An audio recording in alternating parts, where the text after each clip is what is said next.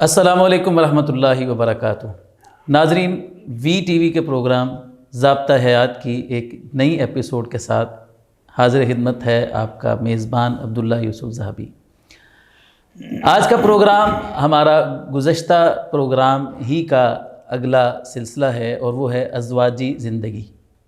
جیسا کہ پچھلے پروگرام میں ہمارے ساتھ ملک کے ممتاز عالم دین محترم جناب مفتی محمد اجمل بھٹی صاحب حفظہ اللہ موجود تھے، آج بھی ہم محترم کی رہنمائی حاصل کریں گے اس تعلق سے کہ میاں بیوی کا جو رشتہ ہے اس کو خوشگوار طریقے سے کیسے چلایا جاتا ہے اور شریعت ہماری اس تعلق سے کیا رہنمائی کرتی ہے۔ السلام علیکم۔ وعلیکم السلام ورحمۃ اللہ وبرکاتہ۔ شاہ صاحب کیسے ہیں آپ؟ اللہ کا بہت شکر الحمدللہ۔ بارک اللہ فیکم۔ شاہ صاحب، پچھلے پروگرام میں ہم نے ازواجی زندگی کے تعلق سے آپ سے بڑی اہم باتیں سیکھیں اور ناظرین نے یقیناً ان سے بہت فائدہ اٹھایا ہوگا۔ شاہ صاحب، جب ہم ازواجی زندگی، خوشگوار ازواجی زندگی کی بات کرتے ہیں تو میں سمجھتا ہوں کہ اس کے لیے اسلام کی جو تعلیمات ہیں خاوند اور بیوی کے حقوق و فرائض کے تعلق سے، وہ اگر ہمارے سامنے آ جائیں اور اسلام جو ایک بہترین خاوند کی خوبیاں بتاتا ہے، ایک بہترین بیوی کی خوبیاں بتاتا ہے، اگر وہ ہمارے نوجوان مرد اور عورتیں اگر اپنے اندر وہ خوبیاں پیدا کر لیں تو میرے خیال میں ایک اچھا گھرانہ جو ہے وہ وجود میں آ سکتا ہے۔ تو میں آپ سے گزارش کروں گا کہ آپ ناظرین کو یہ بتائیے کہ ایک نیک بیوی، اچھی بیوی، اسلام اس کی کیا خوبیاں بتاتا ہے، تاکہ ہمارے نوجوان جب اپنی شریک حیات ڈھونڈنے کے لیے نکلیں تو وہ دیکھیں کہ مجھے کیسی بیوی اپنے لیے تلاش کرنی ہے۔ بسم اللہ الرحمن الرحیم، الحمدللہ رب العالمین، والصلاة والسلام علی اشرف الانبیاء والمرسلین، اما بعد۔ عبداللہ بھائی، آپ نے یہ سوال جو ہے نا تقریباً ہر نوجوان کے دل کی یہ مراد آپ نے پوچھ لی ہے۔ نوجوان پریشان ہیں، جی جی، لڑکی والے پریشان ہیں کہ ہمیں داماد ایسا ملے جو ہیلی کاپٹر پر برات لے کر آئے، ہماری بیٹی کو یہاں سے اٹھائیں اور سیدھا محل میں جا کے اترے، رستے میں کچھ سٹاپ نہیں آنا چاہیے، صحیح، وہاں اس کی کنیزیں ہوں، خادمائیں ہوں، اور ہماری بیٹی صرف ان پر آرڈر چلائے، صرف زبان ہلے، باقی جسم ہلانے کی ضرورت نہ پیش آئے۔ اور نوجوان جو ہیں وہ کہتے ہیں کہ وہ جنت کی حوروں کا جو وعدہ کیا ہوا ہے نا، ان میں سے ایک ہمیں دنیا میں ہی مل جائے۔ صحیح، تو اس طرح ہر بندے نے اپنی طرف سے اتنی شرائط لگائی ہوئی ہیں، آپ یقین مانیں کہ بندہ وہ دیکھ کے پڑھ کے حیران ہو جاتا ہے۔ میرے سے کچھ والدہ نے رابطہ کیا، جی ہماری 2 بچیاں ہیں، ان کی شادی کے لیے ہمیں وہ رشتہ نہیں مل رہا، تو آپ ذرا مدد کریں۔ جی جی، تو میں نے پرسنل اپنے کانٹیکٹس کو وہ ایک میسج دیا اور بے شمار رشتے آئے، اور ان بچی کے والدین نے ایک ایک کر کے تمام ریجیکٹ کر دیے۔ اللہ اکبر۔ ایک جگہ پر ساری میچنگ ہو گئی، جو ان کی شرائط تھی وہ ساری مل گئی۔ لڑکا کمانے والا ہو، بزنس اپنا ہو، خوبصورت ہو، پڑھا لکھا ہو، لاہور شہر کا ہو، گھر اپنا ہو، اینڈ پر کیا ہے جی ہماری برادری ایک نہیں ہے، صحیح، پھر بھی رہ گئے۔ تو اسلام نے اس کا بڑا آسان حل دیا تھا، اگر اس پر عمل کر لیں تو ہر بندہ وہ کہتے ہیں نا خوش ہو جائے، جی جی، خوشگوار زندگی سے پہلے خوش ہو جائے کہ آسانیاں ہو گئی ہیں۔ جی جی، ابھی تو بچیوں والے پریشان ہیں، بچوں والے پریشان ہیں، رشتے ملتے نہیں ہیں، ملے تو وہ اپنی مطلوبہ شرائط دیکھتے ہیں، وہ پوری نہیں ہوتی۔ تو اسلام کیا کہتا ہے؟ نبی رحمت صلی اللہ علیہ وسلم نے صحابہ کو رہنمائی دی، فرمایا تنکح المرأة لأربع۔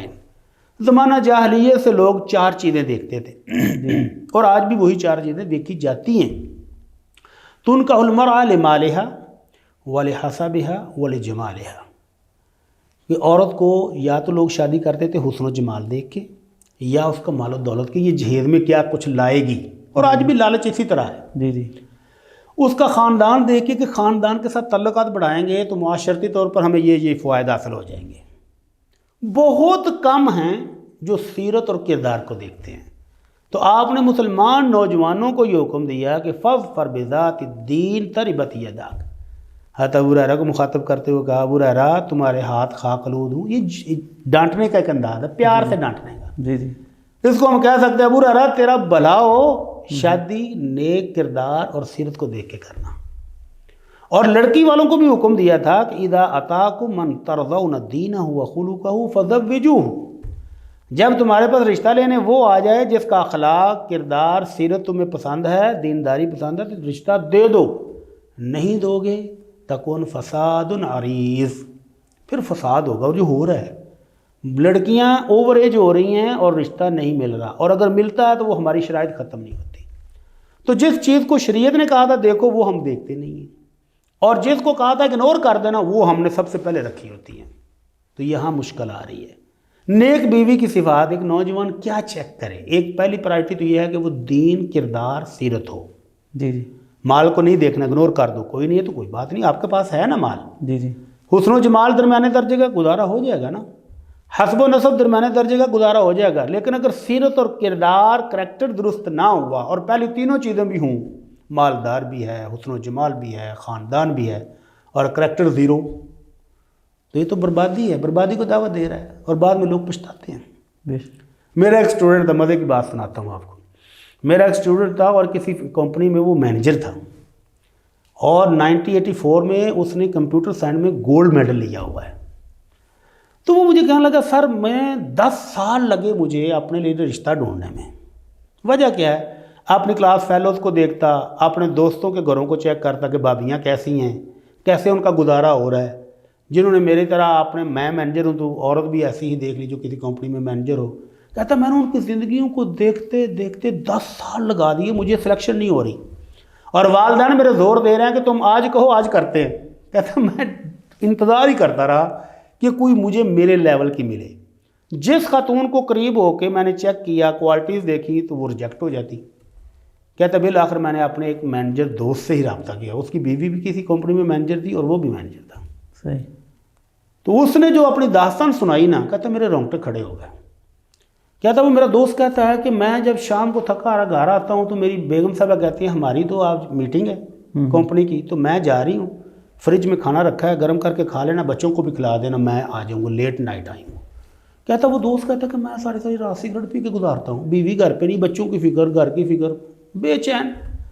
کہتا اس کی زندگی کے جو میں نے دیکھا نا، تو میں نے والدین کو 10 سال کے بعد فون کیا کہ ابو جی اب میرے ہاتھ کھڑے ہیں۔ کہتا 8 دن کے اندر اندر والدین نے ایک ایسی بہترین عورت ڈھونڈ کے میری شادی کی کہ آج میرے بچے ہیں اور میں اپنے گھر کو ایسے سمجھتا ہوں جیسے جنت ہے۔ میری بیوی کو باہر کی دنیا کا پتہ ہی نہیں ہے، وہ گھر میں بیٹھے بچوں کی بہترین تربیت کرتی ہے، گھر کو سنبھالتی ہے، میں جاتا ہوں تو وہ کھل اٹھتی ہے کہ میرا خامد گھر آ گیا۔ کہتا میری زندگی جنت بن گئی ہے۔ تو کردار اور سیرت پرائرٹی ہونی چاہیے۔ اس کے بعد نبی رحمت صلی اللہ علیہ وسلم فرماتے ہیں خیر النساء التی تسرہ اذا نظر، بہترین عورت وہ ہے کہ خامد کی نظر بیوی پر پڑے تو وہ خوش ہو جائے۔ اس کا مطلب سمجھنے کی ضرورت ہے۔ جی جی عبداللہ ابن جعفر جیسے صحابی، عبداللہ بن زبیر جیسے صحابی اپنی بیٹیوں کو شادی سے پہلے نصیحت کرتے ہیں۔ ہمارے یہاں تو رواج ہی نہیں ہے نا، سوشل میڈیا سے جو الٹ پلٹ سیکھ لیا بچوں نے سیکھ لیا۔ بچوں کو پاس بٹھانے کے بعد ان کو کچھ نصیحت کرنے کا رواج ہی نہیں رہا، اور ادھر عبداللہ بن زبیر جیسے صحابی اپنی بیٹی کی شادی سے پہلے بیٹھ کے اس کو سمجھا رہے ہیں کہ بیٹی آنکھوں میں سرما لگا کے رکھنا، فَإِنَّهُ أَزْيَنُ الزِّينَةِ، اللہ، میک اپ میں، زینت میں آنکھوں میں سرما لگا کے رکھنا اپنے خامد کے لیے یہ سب سے بڑھ کر زینت ہے۔ اور بیٹی پانی کا استعمال زیادہ کرنا، یعنی چہرے کو دھونا، صاف ستھرا رکھنا، خامد گھر آئے تو اس کو کوئی بری چیز دکھائی نہ دے۔ اور عرب کی ایک ملکہ جس کا خامد بادشاہ ہے، اس کے بھائی بھی بادشاہ گزرے ہیں، اس نے اقلوتی بیٹی کو نصیحت فرمائی، کہتی بیٹی دیکھو اگر یہ بات ہوتی نا کہ کوئی والدین روٹی کی وجہ سے اپنی بیٹی کی شادی کر دیتے ہیں جب ہمارے گھر کھانے کو کچھ نہیں، تو بیٹی تیرا باپ تو بادشاہ ہے، ہمیں تیری شادی کرنے کی ضرورت ہی نہیں تھی۔ لیکن یہ اللہ کا حکم ہے، اس کا نظام ہے، بادشاہ کی بیٹی کی بھی شادی کرنی پڑتی ہے۔ تو بیٹی اپنے خاوند کی آنکھیں، ناک اور کانوں کی حفاظت کرنا۔ بیٹی نے وضاحت چاہیے امی اس کا کیا مطلب؟ تو کہا بیٹی خاوند گھر آئے تو اس کی آنکھوں کے سامنے کوئی ایسی چیز نہیں ہونی چاہیے جو اس کو ناگوار گزرے، اس کی ناک میں کوئی ایسی سمیل نہیں جانی چاہیے کہ وہ بے چین ہو جائے، بے قرار ہو جائے، ایسی کوئی بات اس کو سنائی نہ دے جس سے وہ ناراض ہو، تو تم ہمیشہ خوشی رہو گی۔ اور اگر تم نے میری اس نصیحت پر عمل نہ کیا تو سمجھ لینا تو بسنے کے لیے نہیں جا رہی۔ تو آج کی عورت کا سب سے بڑا المیہ یہ ہے، اس کو بتا دو نا مہمان آ رہے ہیں تو سب سے پہلا کام کیا کرے گی؟ چائے، کھانا، اس کا انتظام نہیں، سب سے پہلے وہ خود واش روم میں گھسے گی، کپڑے چینج کرے گی، میک اپ کرے گی کہ لوگ میرے مہمان آ رہے ہیں، کہ میں اچھی دکھائی دوں۔ جی جی اس کو کہا جائے کہ فلاں مریض ہاسپٹل میں ہے، آؤ ذرا اس کی تیمارداری کے لیے جائیں، تو وہ سب سے پہلے میک اپ کی طرف لپکے گی، جنازے پر بھی۔ جنازے پر بھی۔ حد ہے۔ اور وہ خامد جس کے لیے بننے سنورنے کا باقاعدہ حکم تھا، اس کی وہ کبھی پرواہ نہیں کرتی، اس لیے گھر برباد ہوتے ہیں۔ تو ایک اچھی بیوی کی نشانی یہ ہے کہ وہ خامد کے لیے تیار ہو، خامد اس کی طرف دیکھے تو اس کا دل مطمئن ہو جائے۔ بازار میں کتنے فتنے ہیں، خامد بازاروں میں، دفتروں میں، گھروں میں، فیکٹریوں میں کام کاج کر کے خواتین رنگ برنگی تیار ہو کر باہر پھرتی ہیں، وہ دیکھ کے گھر میں آتا ہے تو اس کی بیوی کپڑے دھو رہی ہے، اس کی بیوی کچن میں ہے، پسینے سے شرابور، برے حال، اور خامد کے لیے اس کو کوئی فکر نہیں کہ وہ آ گیا ہے۔ پھر خواتین کو شکوہ ہوتا ہے جی یہ تو گھر میں ٹکتا ہی نہیں ہے، یہ تو رات کو لیٹ آتا ہے۔ تو کیوں لیٹ آتا ہے؟ اس کو گھر میں کوئی دلچسپی نظر ہی نہیں آتی۔ تو اس لیے اللہ کے نبی نے جو نصیحت فرمائی وہ سنہری نصیحت ہے کہ بیوی وہ سب سے اچھی ہے کہ خامد اس کی طرف دیکھے تو خوش ہو جائے، وَتُطِيعُهُ إِذَا أَمَرَ۔ اور دوسری خوبی اس کی یہ ہے کہ خامد حکم دے تو وہ بھاگ کر پورا کرے۔ اور ہر وہ گھر جنت ہے جہاں بیوی خامد کی خدمت کے لیے بھاگ رہی ہے، اور جہاں وہ کہتی میں کیا سمجھتی ہوں، وہی بات کہ کھانا اپنا خود گرم کر لو، چائے خود بنا لو، پانی خود پی لو، کپڑے خود استری کر لو، تو وہاں پر پھر سکون نہیں ہوتا ہے۔ تیسری خوبی آپ نے فرمایا اللہ کے رسول صلی اللہ علیہ وسلم نے کہ وہ اپنی عزت کی حفاظت کرنے والی اور اپنے بچے کی حفاظت کرنے والی ہو۔ خامد کی عزت کی حفاظت بہت ضروری ہے، اور وہ خواتین جو خامد کی عزت کی حفاظت نہیں کرتی وہ پھر گھر نہیں بستے۔